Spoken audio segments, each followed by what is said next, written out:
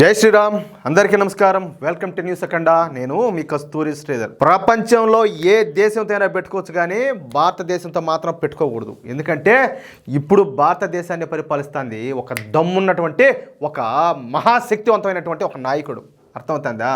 కాబట్టి ప్రపంచంలో అది ఏ దేశమైనా సరే భారత్ జోలికి మాత్రం రాకూడదు. వచ్చిందంటే ఖతం అయిపోతుంది. ఎవరిని కూడా భారత్ అయితే లెక్క చేసే పరిస్థితుల్లో ఇప్పుడు లేదు. సరే, ఈ న్యూస్ మాత్రం చాలా బాగుండదు. ఇక అసలు విషయానికి వద్దాం. జో బైడెన్ ఈయన గారు ఎప్పుడైతే అమెరికాకు అధ్యక్షుడిగా ప్రమాణ స్వీకారం చేసినాడో ఇక అప్పటి నుంచి భారతదేశానికి కష్టాలు మొదలైపోయినాయి. ఇదేంద్రా నాయన, ఇప్పుడు దాకా నువ్వేమో భారతదేశాన్ని ఎవడు ఏం పేకలాడని చెప్తివే, ఇప్పుడేది మళ్ళీ భారతదేశానికి కష్టాలు మొదలైనాయే అంటున్నావే అని చెప్పి మీరు అనుకోవచ్చు. అది ఏందనేది నేను చెప్తా.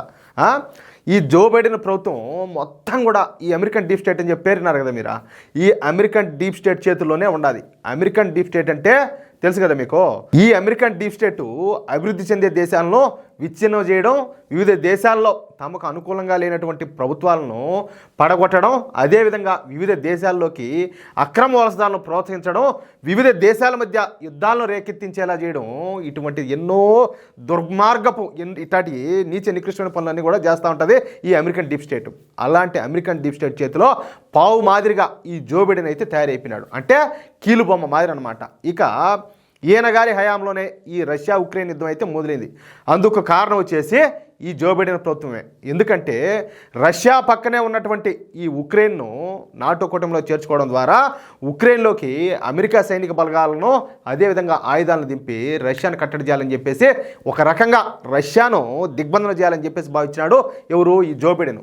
ఫలితంగానే రష్యా ఉక్రెయిన్ పైన దాడికి అయితే పాల్పడింది. వాళ్ళు ఏం ఊరికే దాడి చేయాల.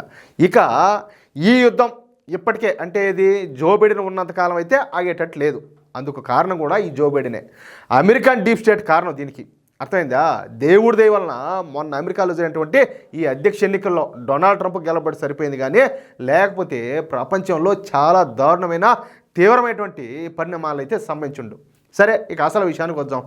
ఉక్రెయిన్ పైన ఈ రష్యా దాడికి దిగింది కదా, ఈ సాకుతో రష్యా పైన ఈ జో బైడెన్ ప్రభుత్వం పెద్ద ఎత్తున ఆంక్షలన్నీ పెట్టింది. అది కూడా ఏంటి తెలిసిన, దాదాపు 10,000కు పైగా ఈ రష్యా పైన ఆంక్షలు అయితే పెట్టింది.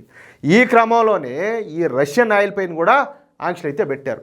అయితే రష్యా తక్కువ ధరకే ఆయిల్ని ఆఫర్ చేయడంతో ఇక భారత్లోని మన నరేంద్ర మోడీ ప్రభుత్వం ఈ జో బైడెన్ ప్రభుత్వం విధించినటువంటి ఆంక్షలను కూడా ఏ మాత్రం కూడా లెక్క చేయకుండా రష్యా దగ్గర నుంచి తక్కువ ధరలకే ఈ ముడి చమురుని అయితే కొనుగోలు ప్రారంభించారు. తెలుసు కదా ఈ విషయం అంతా కూడా మీకు. సరే, ప్రస్తుతం భారత దిగుమతి చేసుకునే మొత్తం ముడి చమురులో 40% ఈ ముడి చమురు వచ్చేసి రష్యా నుంచే మనం దిగుమతులు అయితే చేసుకుంటాం.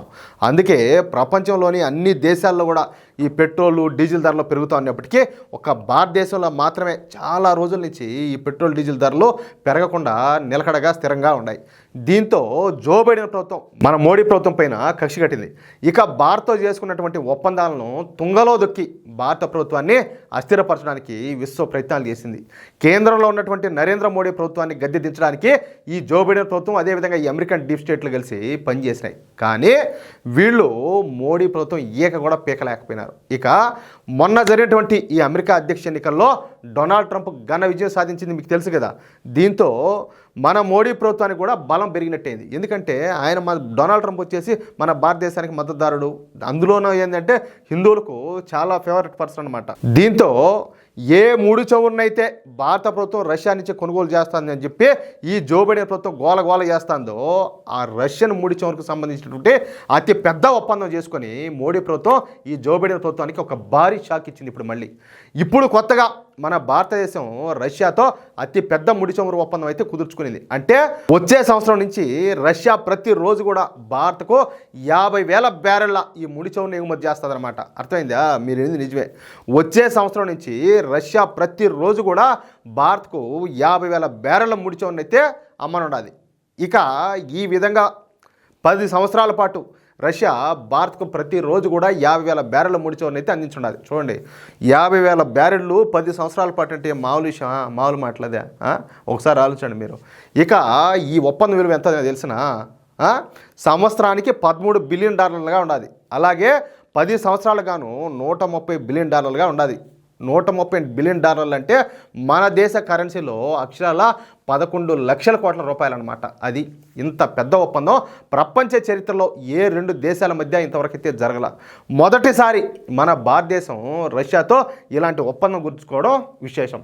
జో బైడెన్ ప్రభుత్వానికి బుద్ధి వచ్చేటట్టు, సిగ్గు వచ్చేటట్టు, ఇకపైన భారత విషయంలో వేలు పెట్టకుండా ఉండేటట్టు భారత ప్రభుత్వం రష్యాతో ఈ మెగా అగ్రిమెంట్ అయితే కుదుర్చుకునేది. నిజానికి ఒక దేశం ఇప్పటి పరిస్థితుల్లో రష్యాతో ఇటువంటి ఒప్పందం చేసుకోవడానికి గట్స్ ఉండాలి. చివరికి చైనా కూడా రష్యాతో ఇటువంటి ఒప్పందం చేసుకోవడానికి భయపడి వెనక్కి తగ్గింది. కానీ మోడీ ప్రభుత్వం జో బైడెన్ ప్రభుత్వాన్ని ఏ మాత్రం కూడా లెక్క చేయకుండా ఈ మెగా ఒప్పందాన్ని చేసుకోవడం ఇక్కడ విశేషం అనమాట. అంతెందుకు వచ్చే సంవత్సరం ఈ రష్యా అధ్యక్షుడు పుతిన్ కూడా భారత్కు వస్తున్నాడు. అర్థమవుతుందా?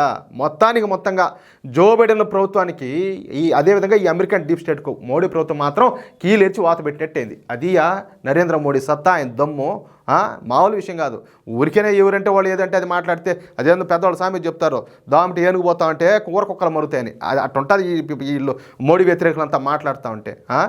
చూడండి, చైనానే ఏం చేయలేక వాళ్ళే సైలెంట్ అయిపోయినారంటే అట్టాడిది భారత నిర్ణయం తీసుకోగలిగిందంటే ఇంకెంత గట్స్ ఉండాలా? ఒకసారి ఆలోచించండి. అవునా కదా? నేను చెప్పింది కరెక్ట్ అని చెప్పి మీకు అనిపిస్తే ఈ న్యూస్ను తప్పనిసరిగా మీకు ఎంతమందికి వీలైతే అంతమందికి షేర్ చేయండి. చాలామంది నా గమనిస్తానే వ్యూస్ కూడా తక్కువ వస్తూ ఉన్నాయి. అంటే మీరు కనుక ఎక్కువ మంది చూసి అదేవిధంగా 10 మందికి షేర్ చేస్తే నాకు అప్పుడే తెలిసిపోతుంది. కానీ చాలామంది అయితే చూడడం లేదనేది నా బాధ, ఆవేదన. అదేవిధంగా ప్రతి ఒక్కరు కూడా ఈ వీడియో చూశారు, మీ అభిప్రాయాన్ని ఎందుకు ఖచ్చితంగా కామెంట్ రూపంలో పంచుకోండి, రిక్వెస్ట్ ప్లీజ్. అదేవిధంగా ఇటువంటి ఎన్నో ఆసక్తికరమైన వార్తలను ఎప్పటికప్పుడు పొందడం కోసం తప్పనిసరిగా మన న్యూస్ అక్కడ ఛానల్ సబ్స్క్రైబ్ చేసుకోండి. ప్లీజ్ సపోర్ట్ చేయండి. జై శ్రీరామ్.